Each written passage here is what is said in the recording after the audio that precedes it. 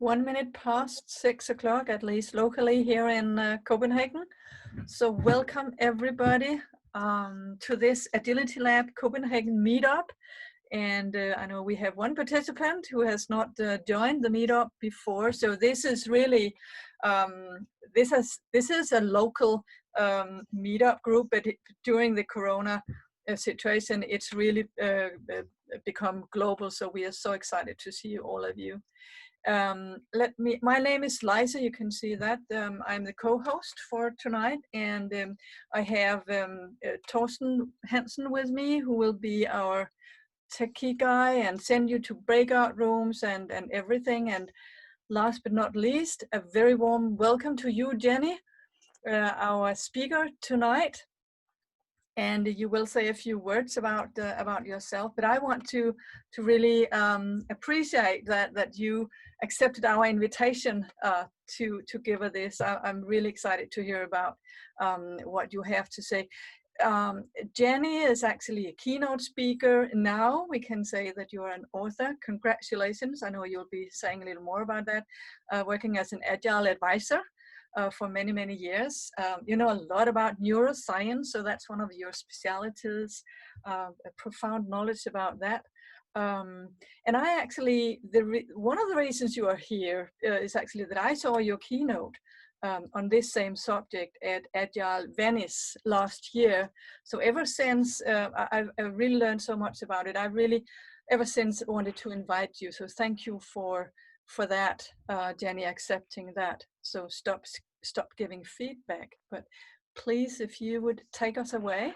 Thank you so much. And I am really honored to be here and that all of you are taking time out of your days and postponing dinner or having dinner early.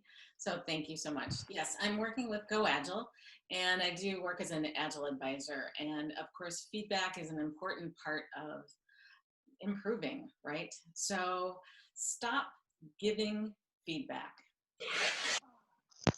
Stop giving feedback. It doesn't work. Unsolicited feedback, that is. So we need to stop giving feedback that we haven't asked for. We assume that giving feedback is useful all the time. Nope. In fact, the research shows just the opposite, that it can make things worse by giving that feedback. And we spend a lot of money, or organizations spend tons of money every year training people on how to give feedback. Total waste. We're solving for the wrong problem. We need to solve for asking for feedback. And the neuroscience backs that up. So all around us, every day, right, we're being asked for feedback. You know, how did we like our lunch, and how was this session, and feedback from colleagues, and it's a natural part of how we work around processes, especially. Not so much on the personal side are we asking as often as we should. Now, high performers are asking for feedback 2 to 3 times a week. So just so you know that as well, it's a good little point as you're building your own ask for feedback cultures. What I'd like to talk about today is how asking for feedback fits how we're wired in our brains, and go through some of the beliefs and misconceptions about feedback, and then what we can do to create a more ask for feedback culture or mindset ourselves. And as all Agility Labs, there'll be opportunities for interactivity. It's your choice whether you want to join the breakout rooms or not, and we'll talk more about that as we go. So yes, so I'll get out of the way so you can see this. And no, I'm not going to talk about the election in the United States. Yes, so now I want to open this up for you. So think about your best experiences with feedback and your worst experiences with feedback. What happened and what could have made it better? And that's the first question, actually, for the breakout room. So Torsten, I know that you'll be Zoom will randomly assign you 3 to 4 people in a room. And if you could share your best and worst experiences with feedback. And then we'll come back to the plenum, and if anybody wants to share, that's great. If you don't want to join the breakout room, that's also totally fine. We'll be here in the main room.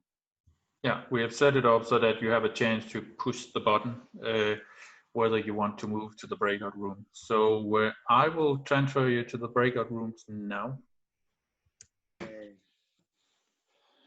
So we have everybody back. All righty, great.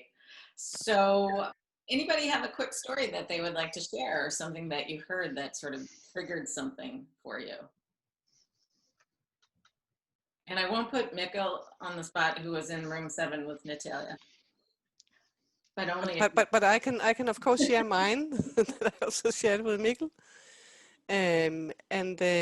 We talked about that maybe I couldn't come up with some worst example, but I could come up with a good example.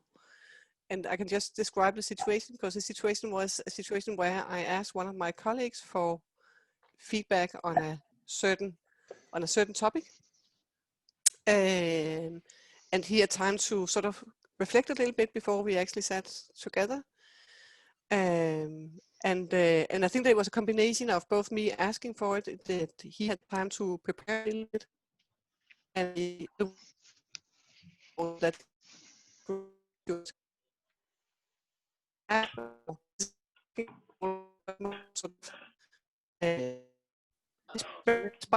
to grow, and also try to method.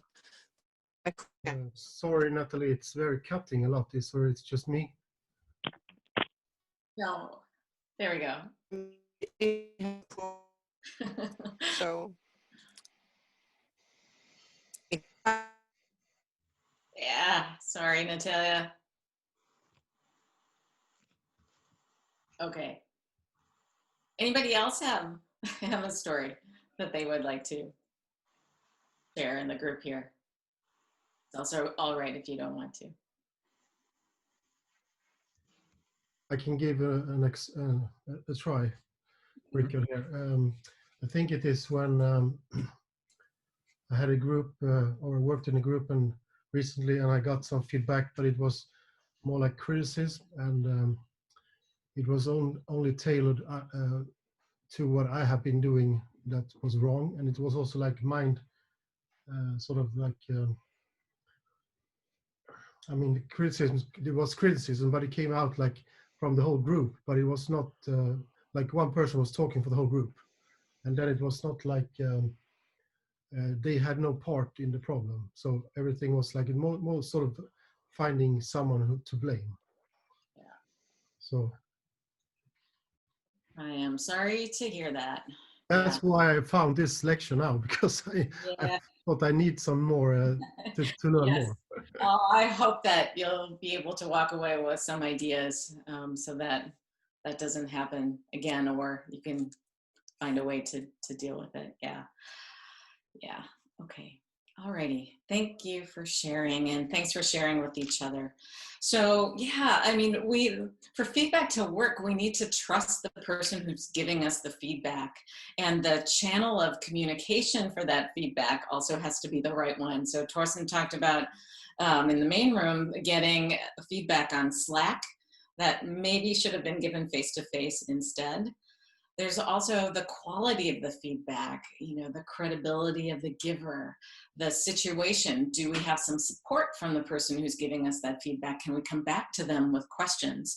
So all of those things need to be in place, if you will, for feedback to be useful for us. And there are a lot of things that get in the way of making feedback work. And the main one probably is the fact that when somebody says, "Can I give you some feedback?" it puts us into a threat state. It's like seeing the bear in the woods. So we go into sort of the fight, flight, or freeze mode. We're trying to survive the situation. And when we're in that mode, our prefrontal cortex, the rational thinking, creative part of our brains, shut down. And the limbic system, where the amygdala is, and the amygdala is the part of the brain that tells us run or fight or freeze so we can survive the situation, is activated. It's sort of like Las Vegas at night, keeping us from harm. So we need to get over that threat. We need to make it easier for people to get feedback, because feedback, the purpose is to learn, to improve. We get feedback on our products when we work in an agile way, at least I hope we are in the demos, where we're showing our stakeholders our products, features, whatever it is we've been working on. We get that feedback and we use that feedback to guide us to do something even better the next time around. So taking that same thought process, if you will, into personal improvement makes sense. We need to be in control, however. So when the receiver of the feedback is in the driver's seat, when we decide when we're going to ask for feedback, who we're going to ask for feedback from, and what we want feedback on, we're able to calm down our amygdala, or calm down that fight, flight, or freeze mechanism in our brains, and have the feedback that we're getting sink in. And then we get to choose whether or not we want to use that feedback or not. We're in control. And that's the key. The receiver needs to be in control. And the only way you can be in control is if you're the one asking for it. So that's the first thing. The next is that we don't necessarily believe the feedback that we're given. So it's called egocentric discounting. And the idea behind egocentric discounting is that somebody tells us something and we think, yeah, they don't know what they're talking about. I know better, so I'm just going to ignore what that is. I've worked with a few managers in different organizations that, you know, when they're getting feedback, even when they're asking for the feedback, because they know that high performers are asking for feedback 2 times a week, which is awesome, and they get the feedback and then they're either defending themselves, or they're just saying, yeah, you know what, I've been a manager a lot longer, or I've been in this company for 25 years, I know better, so yeah, thanks for sharing that with me, but yeah. And that is egocentric discounting. It's a way of us being able to take feedback in. It takes a lot of cognitive control for us to sort of set aside our ego and instead think, okay, what makes you say that? So that's a tool. You can ask people, okay, what makes you say that? So that you can see that other person's perspective, even if they don't have the same experience as you, the number of years working in whatever field it is, or knowledge about the particular skill, or whatever it is you're getting that feedback on. It allows you to get those perspectives. And again, then you can decide whether you want to take it in or not. You can still in your head think, yeah, no, forget it, I'll move on. Or it could be that, you know, later you think, yeah, maybe there was something there. Maybe there's a piece there that I can use to become even better at what I do. And finally, maybe not finally, there's some beliefs that we hold to be true about feedback. And the first one is that we need others to tell us where we should improve. No, this is false. We know the areas where we need to get better at least most of us do. I had a boss many years ago who said, Jenny, you know what? This was in my annual performance review, which by the way also does not work. I'll come back to that later. So I had a boss a few years ago that said, Jenny, you know what? You need to be more patient. I was like, okay. And my amygdala was activated, so I didn't ask, well, how can I be more patient? I just was like, oh, okay, I need to be more patient. Okay. In my head, I'm thinking, first, the egocentric discounting. She doesn't know what she's talking about. Being impatient is a positive quality. And 2, it wasn't specific enough for me to use it for anything. And I already know that I'm not a patient person. So I could not use it for anything. And to top that off, the research shows that we're unbelievably bad raters of other people, that we see everything through our own lenses, our own biases, our own perspectives.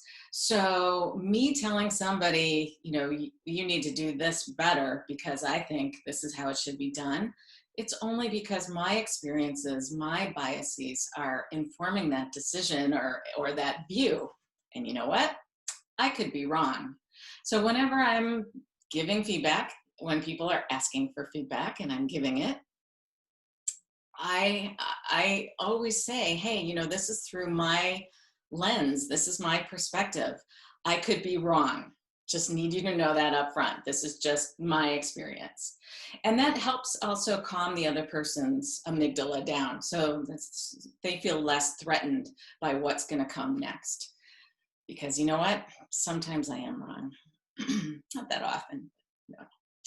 The next belief that we hold to be true about feedback is this, that we need other people to teach us the skills, that they know better, right? So we need somebody else to come in and show us how this needs to be done. This is also false. Learning actually happens best when we build on the things that we're already good at. So it's about recognizing what people are doing well, and then reinforcing that, and then refining it. So an example might be in a workshop that somebody has really done well involving and engaging people in that workshop. And so you're recognizing the fact that, hey, you know, I loved how you involved and engaged people in this workshop. And then reinforce it by saying, it made me feel like my contributions were really valued. That was great. And then to refine it, a question might be, hey, what are you going to do in next week's workshop to involve and engage us? And putting those 3 points into the feedback, if you will, or the recognizing, the reinforcing, and refining is a way to help people strengthen those connections that we have in our brains around the things that we're already doing well. It's much, much easier to build on the things that we're doing well. And that's really how learning happens. So think about that in terms of training programs, maybe in organizations. 10% of the learning actually happens in the course or the classroom, if you will. 90% happens afterwards. So, and a lot of times organizations, you know, put people through training programs and then expect them to come back and be able to do things. That's not how it works. We need to have the support mechanisms in place as well to recognize and reinforce and refine so that we're able to get the change that we want, to have that learning be valuable for the person in the organization. Yeah, okay. I forgot to tell you that if you want to, you can feel free to put questions in the chat. Liza and Torsten are looking at the chat, and it's great if it's a little bit more of a conversation. And it's fine if I'm also just talking. So, but I love your questions, and we'll have lots of time for questions at the end as well. So, but if you've got some running, I don't mind being interrupted. So even unmute and shout it out. That's totally fine with me. Great. All right. Okay. And then the last belief, if you will, that we have about feedback here is that excellence is one size fits all. So, you know, think about the most talented painters in the world. In fact, you know what? Why don't you write in the chat, for those of you who want to play, who's the most talented painter ever?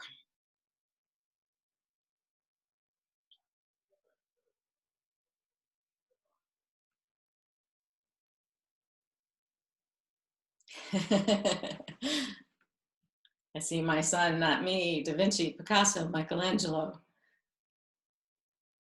Kahinda, Eiley, and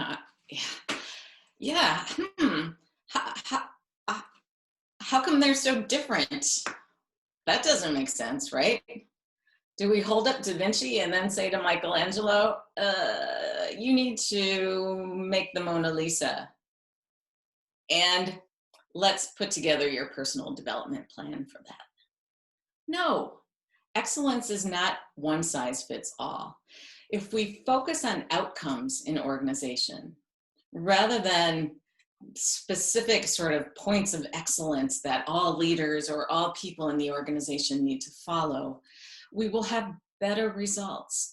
Now, I'm not saying that we can't have a construct, a frame around the values in our organization or things that we want to, the ways that we want to behave, but the hows need to be unique to the individual. Otherwise, it doesn't work. And the way to get there is to look at those outcomes, catch somebody in the act of doing something really cool and recognize that. Just say, hey, I really appreciate how you did that. That was really awesome. And then maybe even if they're open to it, hey, can we like sit down and figure out how you did all those things? Because that's another way of refining as well. And it builds that feeling of excellence and the pride of what somebody has done. So it's a great way to build excellence in organizations, is to do it individually. All those hows, the same way that we have agile teams who are figuring out the hows, we can have the construct, but then recognize that each person can reach that in a unique way. So catch people in the act of doing something really cool and recognize them for it. It's that positive attention plus the reinforcement that gives us a reward in the brain. It releases dopamine in our brains. And dopamine is the pleasure or reward neurotransmitter that helps get us to high performance. So when we have dopamine flowing in our brain, we're more creative, we're more innovative, we're open, we're curious, we do better thinking. So we can create those environments in the way that we recognize and reinforce. Jenni, a few questions, 2 questions in the chat. Yeah. Ivailo, please bring forward your question. Yes, so my question is, can you recommend some kind of format to follow when giving feedback or when getting feedback, or just any tips around that? Yes, yeah, and I'll come back to more of that. Essentially, getting into the habit of asking for feedback so often. And if you feel sort of reluctant to ask for feedback, ask for specific feedback on, hey, I only want to know what you liked about how I did whatever it is. You know, if you were facilitating a workshop, or if you were running a meeting, or if you were working together on a project with somebody. Start with the positive stuff. And then when you feel more comfortable, then start asking people for more broad feedback on things, and then start asking people that you don't necessarily know very well, and then maybe start asking for people that actually you maybe don't like as much, perhaps. So scarier and scarier situations. And it's a way of training the brain. I'll come back to many more tips here during this, but essentially in terms of getting into the habit of asking for feedback, we just need to do it. Just need to do it. And one more question, Richard Åberg, will you please put forward? Yes, I'm thinking about, I don't know how much of it is science, but the Jungian theory says that we have a sort of shadow side of ourselves that we don't want to recognize, like things we are not proud of, and usually people start to project their errors onto someone else. And I mean, if you're not aware of that and they start giving you a lot of criticism, and they have, as in my fault, in my problem, no one took no part in the side, how can you sort of, I mean, maybe I know, but how can you actually make this phenomena aware without arguing? I mean, because if you argue, it's not going to argue doesn't work, right? You know, you end up defending, and then it's whoever's opinion is the most important in the organization, or you know, who doesn't give up first or whatever wins, and then that's not useful for anything. Okay.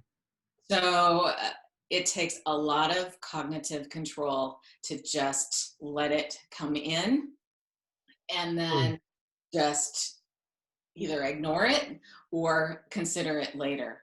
So let me just share a quick story. One of the things, when I first started doing these sessions, talks at conferences and things like that, I spoke at an Agile conference really, really early in my Agile career. And my background is not in IT, come from change communications and leadership. And so I was a fish out of water in these Agile conferences, and I felt really, really insecure. And sometimes people actually weren't very nice. So I had that fear in me as well, the fear of failure, the fear of not being as good as them, the fear of what they would say to me. So I was super nervous this first talk that I gave. So, and I'm also introverted, so I get my energy from within, and doing talks just, it takes a lot of energy. And at the end of the talk, I was like, okay, whew, that's done, that's good, okay. People seem to like it, pretty okay. And then a person that I still respect very much in the Agile community, came up to me at the end of my talk, and she said, Jenni, can I give you some feedback?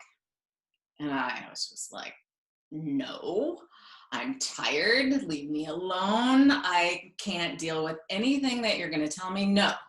Of course, that was my inside voice. My outside voice said, sure. And then she proceeded to tell me everything, every place where I screwed up, all the mistakes that I had made, and where it didn't make sense, and on and on. And I could feel inside me that I was tired and also mad, and I thought, how do I deal with this?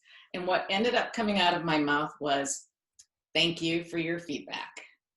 And I sure did not mean thank you for your feedback at that time. But what I learned from that is that if I was going to continue to do what I'm doing, that there would be people giving me feedback, unsolicited feedback, a lot. So I needed to have a mechanism to deal with that. And my mechanism has become just saying thank you for your feedback. And actually now, after so long of saying thank you for your feedback, I actually am thankful for people's feedback. I crave it, I want it, and I know that I am in control of it.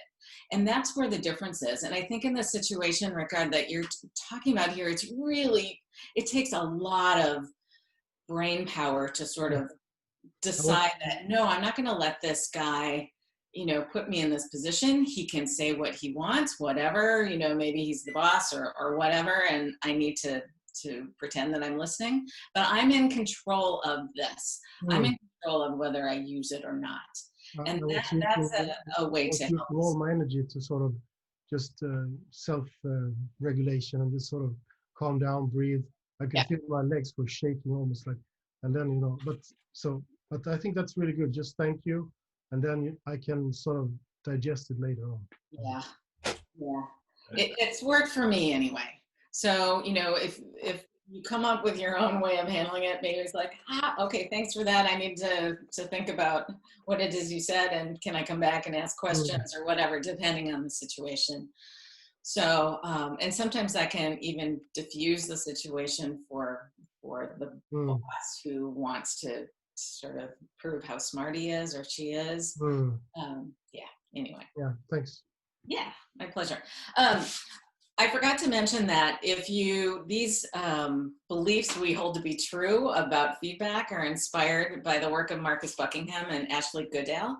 So this is a great book if you haven't read it already, and we can put it in the chat later as well. So that's where it comes from. All right. So some other misconceptions about feedback. We think that people hate feedback, and actually deep down we know that feedback is good for us. We know that we can benefit from the feedback, especially when we get it from people we trust, from people who have the experience or the credibility, if you will, to give us the kind of feedback that's useful for us, where we can be in control of the feedback. It's actually a motivator. So when we're in control and we get that feedback, just thinking about how we can become better releases dopamine in our brains. So not everybody hates feedback. In fact, it is a motivator for us. before I get to the next one here, another quick story that this pain of getting feedback, we need to feel some pain in order to improve. It's the fastest way that we can improve, according to the neuroscience. So this pain plus reflection equals progress. And another story from another talk at a conference. I did a talk called Flirting with Your Customers.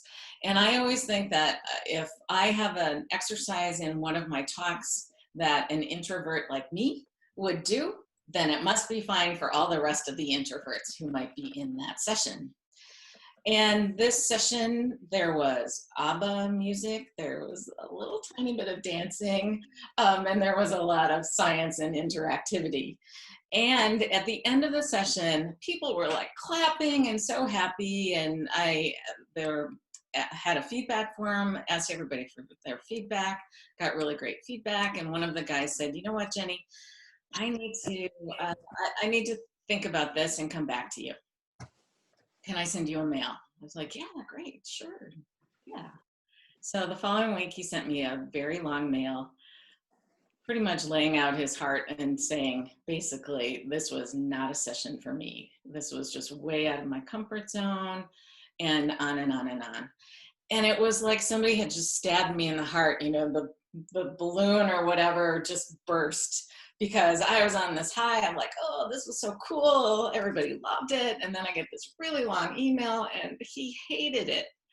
And I thought, and it just, for days and days and days, I mean, my immediate reaction was, yeah, okay. He was just one out of however many, 35 that were there, and the rest loved it. So just let it be. And I thought, no, it was kind of nagging at me. And so this pain that I felt, and then this nagging made me reflect on it. And I changed it, and I changed how I do my sessions because of the heartfelt feedback that he gave me. And that pain plus reflection brings us progress. And that's super motivating for us in our brains. So pain plus reflection equals progress. The next one here, it's best to focus on errors. No, actually, yeah, you know, if we've made a mistake, a process mistake or a factual mistake, it's nice to know that if somebody can point it out. And how many of those are we making every day, and how much more good things, right things are we doing that people don't focus on? So our brains have evolved over thousands of years to detect errors. That's part of the survival mechanism. So if I see that little red berry in the woods, I'll let my husband eat it first and see what happens, and then I can have the red berry. So it may be new or different or an odd thing, but we focus on those, and errors are part of that. So we need to overcome our limbic systems and also recognize the things that we're doing right. The last here is that feedback must be giver-driven. No, managers don't always know better than the rest of us, for example. Feedback to work needs to be receiver-driven. We're in the driver's seat. We ask for it.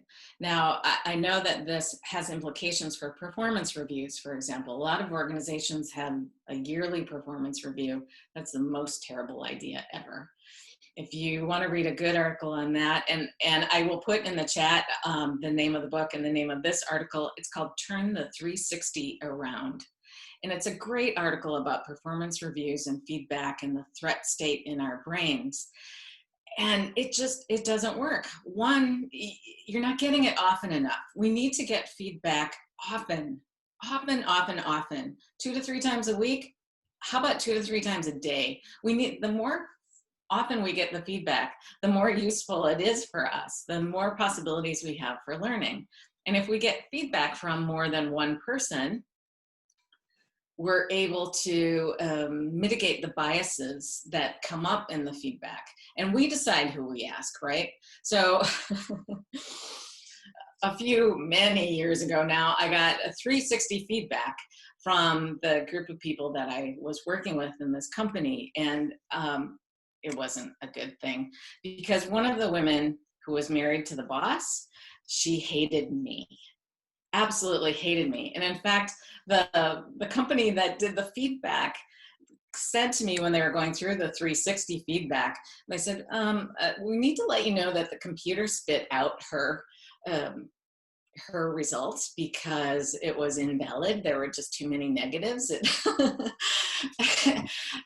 I mean, that's just the absolute worst, right? So the receiver needs to be in the driver's seat. We decide. That's when it works. And we need to create the organization where people are asking for feedback. So sometimes people are not in the habit of asking for feedback. Build on, if you're working in an agile way, for example, and you're getting feedback from your customers or your stakeholders on your products, or if you're doing retrospectives and looking back and looking at things we could do differently as a team, right? That's sort of the internal feedback in your team. You can build on those. You can say, hey, in our organization, we ask for feedback. So we're going to ask for feedback as people about how we're doing. And you can start small, depending on the organization, by just, hey, we're going to ask feedback from people 2 to 3 times a week on the things that we're doing well. Do that for a month. And then move on to those other scarier situations so that we get in the habit of asking for feedback. It's just like anything else. It takes practice. So we need to get in the habit, and we need the receiver of the feedback to ask. And there are still times where people don't ask for feedback. They're just, for whatever reason, they've had terrible experiences in the past where they've been criticized or blamed or shamed or whatever, and just do not feel comfortable getting feedback. So we need to help. So the things that we do is to say, hey, you know, we're a ask for feedback organization. We ask for feedback here. So what kind of feedback is helpful for you? Maybe you're going into a meeting, or maybe they're running a workshop, or whatever it is, an opportunity for you to ask them, what kind of feedback is useful for you? That usually helps people sort of like, oh, okay, oh yeah, that's right. How about how readable my PowerPoint was? So it doesn't have to be anything sort of big, if you will. It's just that that receiver is in the driver's seat, and you can help those receivers as well. So you can create these cultures in your organization so people have more of that mindset. It just takes time. For some, it goes really fast. For others, not so fast. It's a habit like anything else. Okay. When we get feedback, so for instance, when I got feedback from the very sweet man with the long email that poked my heart out about the not so introverted ABBA dancing in the workshop, I thought, okay, this was my reflection here. Here's where I am now. And I want to visualize these sessions where everybody feels valued and welcomed and energized equally. Maybe not in the same exact way, but the level of energy feels good for everybody. So mental contrasting is a way to get there. So we need to think about where we are now, and then where we want to be. And then what are the steps to get us there? So what are the obstacles that are in our way? What are the things that we need to read up on, or who do we need to ask? So get some specific steps on how to get from where we are to where we want to be. So this is not some sort of fantasizing about, oh, I want to be whatever it is, leader of the free world, and how am I going to get there? That's not what we're talking about here. We're talking about concrete, specific things to do to be even better at what it is we want to do. So having that reflection time and doing that mental contrasting, it's actually a step sort of below getting the insights. So when you have that reflection time in your brain, you go into a different wave state, and you're able then to come up with ideas that maybe you couldn't necessarily come up with before. And of course, you can ask people for help as well. So yeah, so that's mental contrasting. All right, I see some more questions. Yes, that's the right article. Turn the 360 around. Thanks, Joe. That's awesome. Cool. Okay, so Savar, you have a question. Do you want to jump in? Yes. Hello, thank you very much. That's very interesting. But my point is that when someone gives you a feedback, then they do it kind of voluntarily, and they want to express their opinion. But when you ask for feedback, you are asking for a favor, and you put this person in the position where they have to spend some maybe time and energy into and doing some analysis and trying to find the right words and giving it the right structure, for example. And then also sometimes don't we get annoyed by being asked for feedback all the time? When we go to a restaurant, we get this SMS, so how was your experience? And then we go somewhere else, and then we constantly being, and the question is where is this borderline of not being too annoying in this point, and putting others and obliging in this situation? Yeah. One way you can ask different people. So that's one way of sort of spreading it out a little bit. And like I said, the research shows that 2 to 3 times a week is the level that you need to ask to get to high performance, to really get to the goals that you want to achieve. So 2 to 3 times a week, I don't think is so much. But spread it out. You can do that. And I totally relate to, all the surveys and things like that. Break it down, make it skinnier, right? Just ask a quick, hey, how was that workshop? Could you understand whatever? Or that exercise that we did, how did that work for you? What was your experience with that? So it can just be a quick question at the coffee machine or over Zoom coffee or whatever. So break it down into smaller bits so it doesn't feel overwhelming. It doesn't feel like, oh, now I need to fill out a form that takes 10 minutes or 15 or half an hour or whatever. The other thing is a point that you make here, Sabah, is that sometimes when people ask us for feedback and then we give them the feedback that they've asked for, maybe they go on the defensive. So I've actually seen this, lots of times, but Airbnb is a really good place to see this, the host sort of fighting back from bad reviews or whatever. It's like,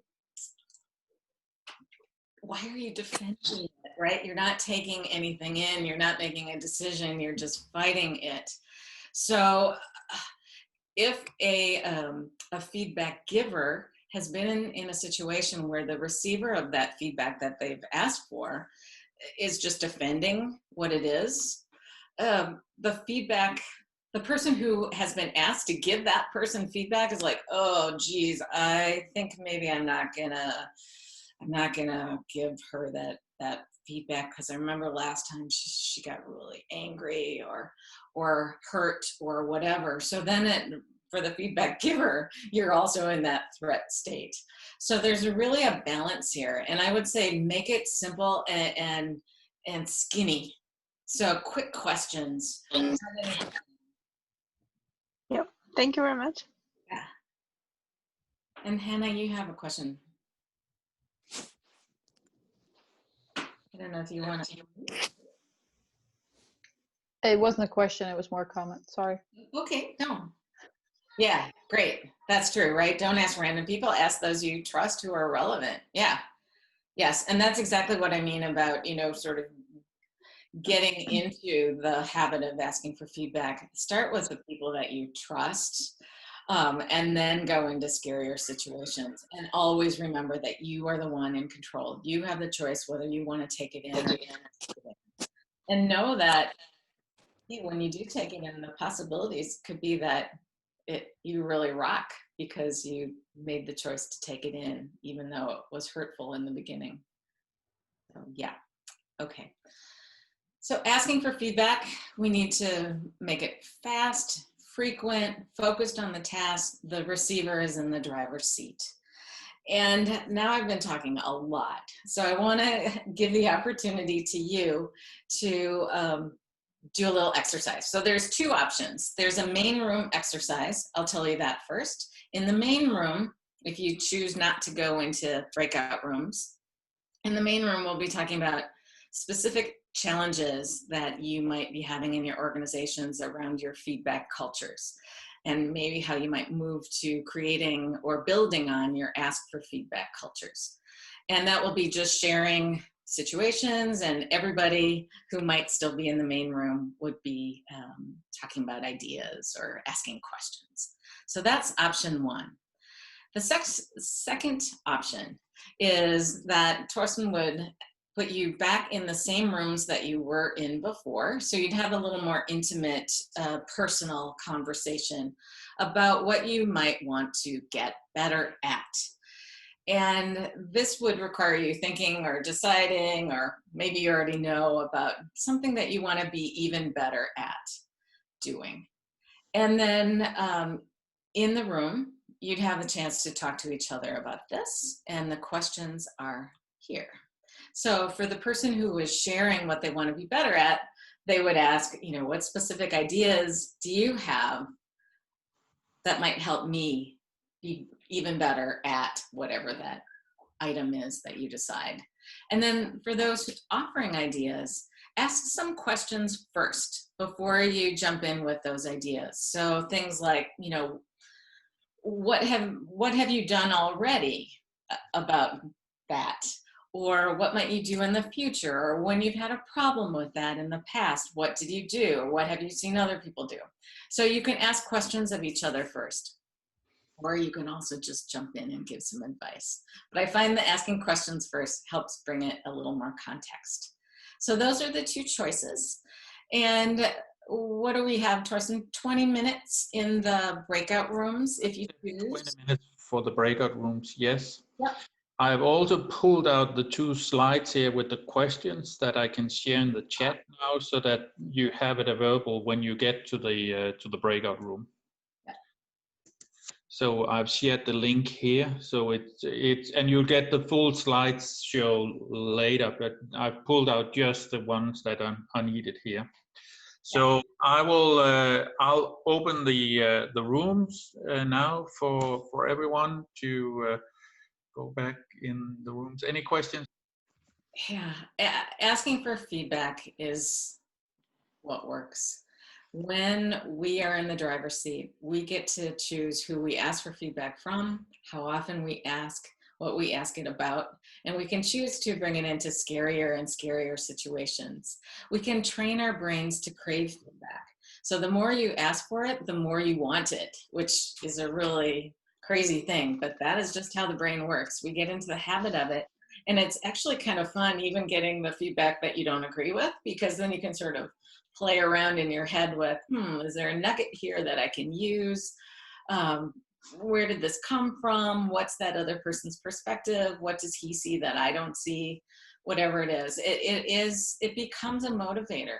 So train your brains by asking for feedback, and be sure that you have some sort of mechanism yourselves for when you get feedback that you haven't asked for, or maybe get feedback that you didn't expect when you've asked for it. So something, it could be thank you for your feedback, but something that helps you not need to react in the situation, so that you can listen without judgment. Sometimes a trick could be too that you have a pad of paper or something and you just take notes, and that gives you that sort of break from that other person. You can take the notes down, and in your head maybe you're counting to 10 or whatever if you need to, but it gives that break. So that's another mechanism that some people use when they're listening without judgment. It's a hard thing to do, but you can train your brain to do it. So ask for feedback often. Jenni, we have a question from Ivialo. Where to read more about this? Observe, interpret, and recommend. Aha. Put that in your slides, or I don't know if that's in our new book, actually. It might be. Maybe you've inspired me to write an article. So this comes from my personal experience. So the observations, there's a great video. It's a 1-minute video. It's called the Heider Simmel video. Maybe I can put it into the chat. Here we go. You can Google it. It's a 1-minute video. It's on YouTube. And it's about what we observe and how our brains create stories, essentially. So it's a psychological study from, I think, 1953. Some psychologists named Heider and Simmel created this. Maybe you've seen it. It's a box that opens, and then there's triangles and circles that go around. And essentially, we create a story around it. It's a fight, it's a bully, it's a abusive husband, it's whatever. And actually is our boxes and circles and lines moving around on a screen, but our brains create why stories. So it's a way to take the interpretation out of the observations. It's very much like, whoa, okay, when you see it, it's like, okay, I see how quickly our brains move to interpretation instead of just observing what we see. So it's those observations that are objective. So, and then the recommendation part comes from, just in the way that we're working. We use those observations and interpretations and then base our recommendations on those. And again, very much through our lens, right? So we're saying, or I'm saying, this is my perspective based on my experience, based on what I've seen other places, based on what I've read, whatever, but it is my lens. This is what I recommend.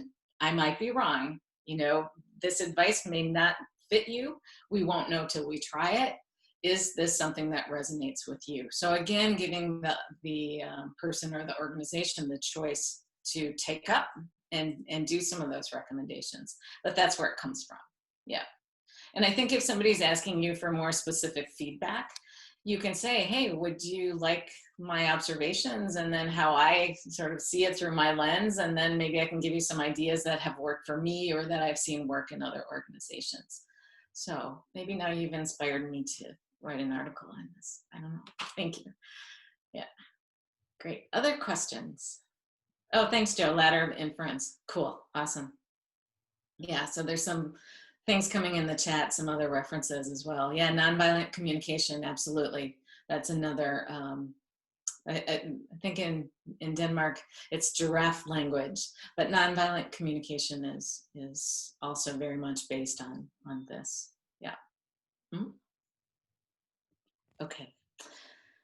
Yes. So I want to thank you for your time today. And a couple things. So first, I want you to think about this AgilityLab, and I'd love to know your key takeaway from today. So thank you very much for a very enlightening and engaging talk. Really appreciate it. And oh, Mikkel asks, where can we buy your book? Yeah. It'll be on Amazon and on Saxo next week. So thank you so much. I love it. You will post it later. You'll post it on LinkedIn when it's available, right? Oh yeah, for sure. Yeah, yes. And I'll like and share it. Thank you so much. Yeah, thank you.